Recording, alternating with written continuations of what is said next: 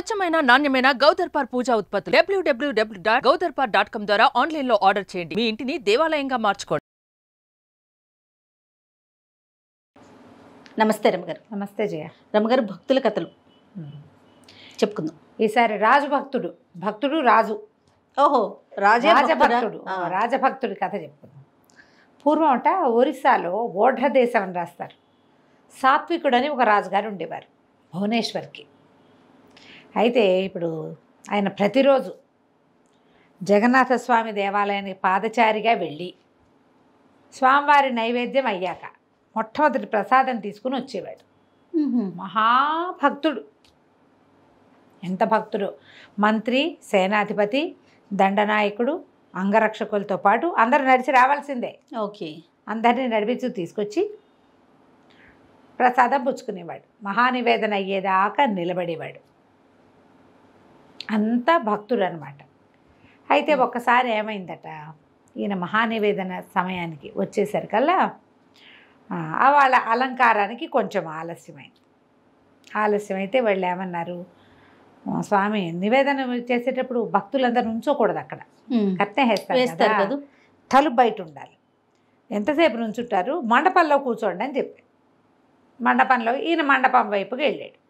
ఆ మండపంలో ఇట్లా యాత్రికులు ఎవరో వచ్చిన వాళ్ళు, అంటే మన గుడి చూడ్డానికి వస్తారు, సాయంకాలం దాకా ఉండటము, లేదా పొద్దున్నే దర్శనం అయ్యాక ఎండ తగ్గేదాకా వెళ్ళటం, సాయంత్రం ఎప్పుడో బండి, లేదా ఆ ఊళ్ళోనే ఉండటానికి వచ్చిన వాళ్ళు, పాతకాల భక్తులు అంతే కదా, ఏ ఊరు ఉండిపోయేవాళ్ళు.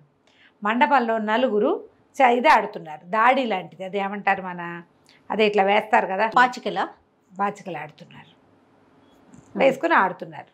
ఈ అర్చకులు బాబు అవతలకి వెళ్ళి అని కేకలేస్తే ఈయన అన్నాడు, ఎందుకు అవతలకి వెళ్ళటం, కాసేపు కూర్చుంటే మనకు తలుపులు తెరుస్తారు, మనం ప్రసాదం తీసుకుని పోతాం, వాళ్ళ ఆట పాడు చేయటం ఎందుకు, ఎప్పటి నుంచో ఆడుకుంటున్నారు, ఆడుకోనివ్వండి. రాజు మంత్రి ఇటు తిరిగి నుంచి ఏదో మాట్లాడుకుంటున్నారు. నేను గెలిచానని ఒకడు వినపడింది. వెనక్కి తిరిగి చూసేసరికల్లా అందులో ఒకడు పండిపోయాడు. మిగిలిన వాళ్ళు ఆడుతున్నారు. ఒకసారి ఎవరైనా ఆడుతుంటే మన దృష్టి దాని మీదకి వెళ్ళిందనుకో, తర్వాత ఏం పడుతుందో చూస్తాం. ఇక ఆడుతుంటే ఆట మీదకి దృష్టి ఈయన ఒకడికే కాదు, మిగిలిన నలుగురికి పట్టింది. అక్కడి నుంచి మీరు కూడా ఒక పందెం వేస్తారండి అని వాళ్ళు ఎవరో అడిగారు. ఇంకా సమయం ఉంది. ఈయన కూర్చుని వేశాడు. వేస్తే 4 అనగా 4 పడింది. మంత్రి చూసావా ఎంత బాగా పడితో అన్నాడు. 6 అన్నారు. 6 పడింది. ఇంకేముంది, నువ్వు కూడా కూర్చొని మంత్రిని పిలిచాడు. మంత్రి గారు కూడా కూర్చున్నాడు. ఆల్రెడీ ఆడుతున్న వాళ్ళు నలుగురిలో ఒకడు పడిపోయాడు, 3 ఉన్నారా, ఆ 3 ప్లేస్లో మంత్రి, దండనాయకుడు, అంగరక్షకుడు పెద్ద కూర్చున్నారు, రాజుగారు కూడా కూర్చున్నారు. ఇక ఆడేస్తున్నారు జోరుగా. అలాంటి ఆటలు మొదలు పెడితే ఇక వదలదు. అవును, ఏక్ బార్ లత్ లగ్గయితో అంటుంటారు హిందీ సినిమాల్లో డైలాగ్. ఒక్కసారి గనక అలాంటి అడిక్షన్ ఏర్పడిందా, వ్యసనం దాన్నే అంటారు. ఇక ఆట ముమ్మరంగా సాగిపోతాం. ఘంటానాదం వినపడింది. స్పృహ లేదు, ఆడేసుకుంటున్నారు. రాజుగారు రాలేదని చూస్తున్నారు. మిగిలిన భక్తులంతా అక్కడ నిలబడి ఉన్నారు. మొదట రాజుగారు పొద్దున వస్తే ఆయనకి ప్రసాదం ఇచ్చి మిగిలిన వాళ్ళకి ఇచ్చే అలవాటు వాళ్ళకి. చూస్తే రాజుగారు రాడు. భక్తులంతా వేచుంటారు. అప్పటి నుంచి నుంచున్నాం కదండి, రాజుగారిని పిలవండి అంటే ఆయన ఏం పిలుస్తారు, ఆయన ఆటలో ముమ్మరంగా ఉన్నాడు. ప్రసాదం అక్కడికే పుచ్చుకొచ్చారు. మండపంలోకి ప్రసాద పళ్ళెం వచ్చింది. ప్రభు చేయబెట్టండి ప్రసాదం వచ్చిందంటే ఆయన ఈ చేత్తో వేసు అని ఎడం చేయి చాపాడు. ఎడం చేతిలో పెట్టలేక ఊరుకున్నారు వాళ్ళు. ఎడం చేతిలో ఎట్లా పెడతారు ప్రసాదం కదా. దాంతో వాళ్ళు వెనక్కి వెళ్ళిపోయారు. ఆట అయిపోయాక అప్పుడు రాజుగారి కూడా తెలిసింది. ఇంకా నివేదన అవలా, పదండి ప్రసాదం తీసుకుందాం అన్నాడు. అనగానే గుడి తలుపులు మూతపడిపోయాయి. అనేసరికల్లా మంత్రి అన్నాడు, అది కాదు ప్రభు, ఇందాకే అయిపోయింది, మనం ఆటలో ముమ్మరంగా ఉన్నాము, మరి అంగరక్షకులంతా తీసుకున్నారు, మరి మీకు ప్రసాదం పట్టుకొచ్చారు, మీరేమో ఎడం చేయి పట్టేసరికల్లా పండాగారికి ఎడం చేతిలో పెట్టబుద్ధి కాలేదు అనేసరికి చాలా బాధ వేసేసింది. ఏమిటి ఈ ఆటలో పడి జగన్నాథ ప్రసాదం వదిలేశాను నేను, ఇలాంటి వ్యామోహమా నాకు ఇలాంటిది ఉందా అని సాత్వికుడు విపరీతంగా బాధపడిపోయాడు. ఏడ్చేశాడు అక్కడ నిలబడి. ప్రసాదం తీసుకోకుండా గుళ్ళోంచి ఎట్లా వెళ్తాను, 10:30కి తీసుకోవాల్సిన ప్రసాదం అపరాహ్నం అయిపోయింది, 12:30 అయిపోయింది. ఆట ఆయన చాలా దీనవదనంతో కాళ్ళు ఈడ్చుకుంటూ వచ్చాడు. దీనికి ఏదైనా చెయ్యండి, ఈసారికి అయింది పొరపాటు, పొరపాట్లు ఎప్పుడైనా అవుతాయి, మీరు ఎప్పుడు ఇట్లా చేసిన వాళ్ళు కాదని ఎంత నచ్చజెప్పినా ఆయనకి నచ్చుబాటు కాల. దుఃఖిస్తూనే ఉన్నాడు, బాధపడిపోతూ. బాగా ఆలోచించాడు, నేను ఎడం చేయి పట్టడం ఏంటి ప్రసాదానికి, ఆడితే ఆడని కుడి చేయి పట్టి ఉండొచ్చు కదా, అంత ఒళ్ళు తెలియని నాకు ఎందుకు వచ్చింది, పెదవ ఎడం చేయి, దీనికి తెగ్గొట్టేసుకోవాలనిపించింది ఆయనకి. ఇది ఒకటి ఉండబట్టి కదా నేను చేజాపాను, నేను తప్పు కాదు, ప్రసాదానికి ఎడం చేయి పడతానా, నేను రాజునయ్యుండి నేను ప్రజలకు ఏమి చెప్తాను, నేను పైగా నేను ఊడిస్తే కానీ రథం కదలదే, నాలాంటి సేవ జగన్నాథుడు ఒప్పుకుంటాడా, ఇంకా వ్యసనపరుడి సేవ ఒప్పుకోడు ప్రభువు, నేనేం చేయను రేపు, నేను వెళ్తే నా మొహం మీద తలుపులు మూసేస్తాడేమో, అట్లా ఎన్నెన్నెన్నెన్నో ఊహించేసుకున్నాడు. ఇక నన్ను కరుణించడు, నా దేశం ఏమైపోతుందో, నా వల్ల నేను చేసిన ఒక వెధవ పని, ఒక పొరపాటు, ఒక వ్యసనపరత్వం వల్ల ప్రజలంతా కష్టపడతారు. ఇట్లాంటి దుర్మార్గులైన రాజులు ఉన్నప్పుడు అకాల వర్షాలు వస్తాయి, క్షామం వస్తుంది, నా వల్ల నా రాజ్యం అంతా పాడైపోతుంది, జగన్నాథుడు వెళ్ళిపోతాడేమో ఓడ్ర దేశాన్ని వదిలిపెట్టి. ఇక పలకకపోతే ఇట్లా పిచ్చి పిచ్చిగా ఆలోచించేసుకున్నాడు, ఏడ్చేశాడు. అన్నం తినలా, ఎంత బతిమలాడినా ఆహార స్వీకారం చేయలే. తెల్లవారి జామున ఏమనిపించింది ఆయనకి, రాత్రికి ఈ చేయి తెగ్గొట్టేసుకోవాలి, నా అంతటి నేను తెగ్గొట్టుకోలేనేమో అని చెప్పి ఏమన్నాడు, మంత్రి కబురు చేశాడు. మరి నాకు ఏవో పిచ్చి పిచ్చి కళ్ళు వస్తున్నాయి, ఏవో చేతులు వస్తున్నాయి గదిలో ఇంచి బయటికి, అలాగ తెలుస్తుంది కిటికీలో ఇంచి, నువ్వు కిటికీ బయట ఉండు, ఏదైనా ఒక చెయ్యి కిటికీలో నుంచి బయటకు వస్తే ఆ చెయ్యి తెగ్గొట్టేసేయి అని చెప్పాడు. రాజుగారు అసలు ఏడు చచ్చిపో ఇదైపోతున్నాడు కదా, ఆయన బాధపడిపోతున్నాడు. సరే ఆయనకి కళ్ళు వస్తున్నాయి, కళ్ళలో కనపడిన చేతులు విడిగా నేను పడగొట్టడం ఏమిటి, ఆయనకు వస్తుంది కళ. ప్రసాదం తీసుకోపోవటం వల్ల ఆయన మనసులో కలుగుతున్న బాధల వల్ల వచ్చే హల్యూసినేషన్స్, ఆయన మాట కాదంటే ఎందుకు, అలాగే ప్రభు ఇక్కడే నుంచుంటాను అన్నాడు. ఆయన పోయి కిటికీ పక్కన కత్తి మోహరించుకుని రెడీగా పెట్టుకుని నుంచుని ఉన్నాడు. సరే ఈయనేం చేశాడు, తెల్లవారి 5 గంటలకి ఎడం చేయి బయటికి చెప్పాడు కిటికీలోంచి. మంత్రి ఆశ్చర్యపడి, ఇదేమిటి ప్రభువు చెప్పినట్టే నిజంగానే చెయ్యి వచ్చిందే, చెయ్యి కాస్త కొట్టేశాడు. కొట్టంగానే కేవ్వమని కేక వినపడింది. కేక వినపడేసరికల్లా ఒరే దీపం తిండి దీపం తిండి ఏదో అవుతోందని కేకలు పెట్టాడు మంత్రి. ఏమవుతుందో తెలియలే, చెయ్యి దిగితే రాజైతే మాత్రం ఏడుస్తాడు, వెతగా కేకలు పెడతాడు కదా, అరిచే తెగిపోయింది ఇక్కడ దాకా, ముంజి మణికట్టు దాకా కోసేశారు. అక్కడి నుంచి లోపల భటులు పరిగెత్తుకొచ్చారు. అదంతా నిద్రపోయే సమయం, ఎవరుంటారు, జోగుతూ ఉంటారు. అక్కడి నుంచి చిన్న దీపం ఉంది లోపల, పెద్ద పెద్ద దీపాలు దివిటీలు అన్నీ పుచ్చుకొస్తే ఏముంది, రక్త పణుకులో కూలిపోయి ఉన్నాడు రాజు. ఆయన చెయ్యి అటు బయట పడిపోయింది, ఆయన లోపల పడి ఉన్నాడు. మంత్రి కేకలు పెట్టాడు, అయ్యో అయ్యో రాజహంతకుండి నేను, రాజరక్తాన్ని నేలపాలు చేశాను, మనకి క్షామం వచ్చేస్తుంది, నేను ఎంత పని చేశాను, ప్రభు ఇంత పని చేయించారా నాతోటి, ఈ పాపను నాతో మూట కట్టించారా అని వాళ్ళ ఏడ్చి పెద్ద కేకలు పెట్టాడు.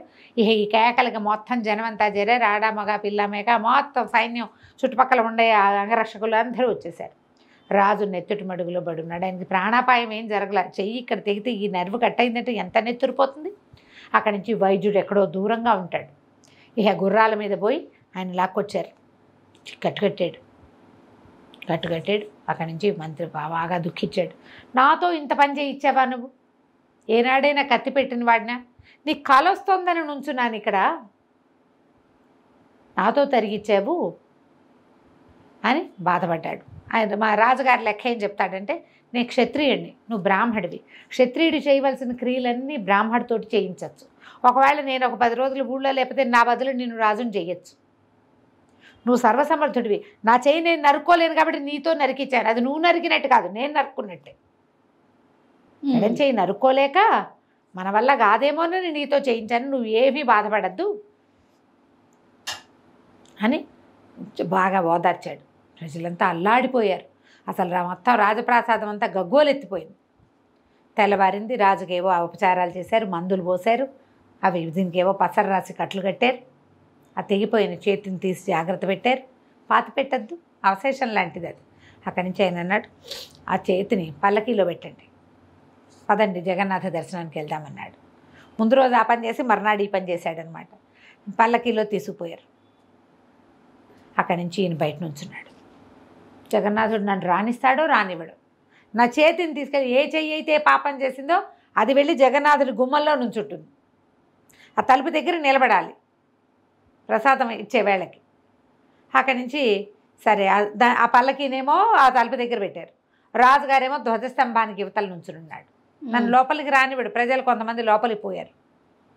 నేను తప్పు చేశాను, నా జగన్నాథుడు క్షమిస్తేనే వస్తానన్నాడు. ఎటా క్షమిస్తాడు జగన్నాథుడు తెలీదు మనకి. అక్కడి నుంచి ఏమైంది, ఒక అరగంట గడిచింది. అంటే మహాద్వారం లోపల నుంచి తలుపులు తెరుచుకునే మహానివేదన అయిపోయింది. గంటలు మోగుతున్నాయి. ప్రసాదం పుచ్చుకొచ్చారు భక్తులు.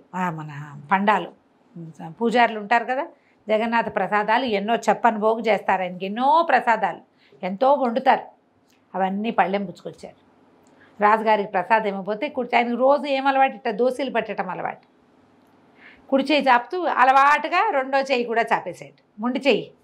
ప్రజలంతా అక్కడ నిలబడి అయ్యో అయ్యో అయ్యో అని దుఃఖించారు. ఎంతమంది వలవల ఏడ్చిన వాళ్ళు, కొంతమంది హాహాకారాలు చేసిన వాళ్ళు, కొంతమంది అలవాటుగా చేయి పెడుతున్నాడు. ఇట్లా ప్రజలు చూస్తూ ఉండగానే ఈ ముండి చేతుల నుంచి చేయి ములుచుకొచ్చేసి దోశలు వచ్చేసింది రాజుగారు. అబ్బాబ్బాబ్బా, చేయి మొలిచేసింది. ప్రసాదం తీసి నోట్లో వేసుకున్నాడు. జగన్నాథుడు నన్ను క్షమించాడు అని ప్రజలంతా ఓహో ఉత్తుంగ తరంగంలాగా లేచింది. ఓహో స్వామి క్షమించాడు క్షమించాడు క్షమించాడు. అవజ్ఞని భగవంతుడు క్షమిస్తాడు ఎప్పుడు? పశ్చాత్తాపం వల్ల. Yes, correct. అది మళ్ళీ చేయడు వీడు జన్మలో అని భగవంతుడిని నువ్వు నమ్మించేంత భక్తి నీ దగ్గర ఉన్నప్పుడు. అక్కడి నుంచి మంత్రికి ఏమనిపించింది, అక్కడ చెయ్యి లేదు, పల్లకి బయటికి తీసుకురండి రా, చేయి మొలిచింది కదా ఆ చెయ్యే వచ్చింది అనుకున్నారు వాళ్ళు. పల్లకి మోసుకురండి అంటే పల్లకి మోసుకొచ్చారు. ఆ పల్లకీలో ఊరికే తెరలు ఒత్తిగించి చూస్తే అక్కడ ఒక ఆకుపచ్చడిది ఇంత చెట్టు ఉందట. ఎంత గుమగుమలాడుతోందో అది బయటికి తీశారు. అది ఇట్లా ముట్టుకుంటే చేతులకి వాసన ఇంటేస్తోంది. ఎంత వాసనో! అదే మనం వాడుకునే దవనమట. మరువన్ దవనం వాడతామా? దవనపు చెట్టు. బా, అప్పటి నుంచి జగన్నాథుడి నిత్యోత్సవాల్లో ఎప్పుడూ ఆ దవనాన్ని వాడతారు. అక్కడ దండల్లో మరువం వెయ్యరు, దవనం వేస్తారా? దవనమే వేస్తారు. ఆ దవనము సాత్విక మహారాజు యొక్క ఎడమ చేయట. బా, ఏం కథ చూడు. బా, ఎంత అద్భుతం రమ్మగారు. ఆ చెట్టుని పాతిపెట్టి దాని నుంచి ఎన్నో వేల వృక్షాలు వచ్చాయట. అదొక మహావృక్షంలాగా ఆనాడు పెట్టబడినటువంటి దవనవనం ఇప్పటికీ ఉందట పూరిలో. ఆ దవనం ప్రత్యేకంగా పెంచుతారు. మనకి దవనం పెరుగుతుంది, మనకు కూడా. అక్కడి నుంచి వచ్చిందేట, పూరి నుంచి వచ్చిందే. జగన్నాథుడు ఎంత భక్త సులభుడో. ఇట్లా అడిగితే చాలు, తప్పు ఒప్పుకుంటే చాలు, అట్లా తీర్చేస్తాడట. ఇలాంటి ఎన్ని కథలు చెప్తారో పూరి గురించి.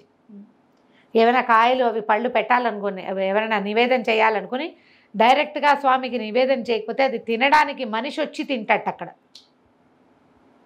ఎవరో ఒకళ్ళు వచ్చి వీళ్ళు నివేదన చేయదలుచుకున్న వస్తువును వినిమయం చేస్తారు. మిగిలిన అన్ని చోట్ల కంటే ఈ పూరిలో కథలు చాలా విశేషంగా కనపడతాయి. వీళ్ళు వెంబడి మరికొన్ని కథలు కూడా చెప్పుకుందాం. వెతుక్కోవాలి వాటి కోసం, కొంచెం ఒక్కసారి చెప్పుకో. ఏ మాత్రం అవకాశం ఉన్నా చూడండి అమ్మగారు. మహాద్భుతంగా ఉంది. ఎంత బాగుంది చూడు కదా, చాలా చాలా బాగుంది. కథ కంచికి మనం ఇంటికి. నమస్తే.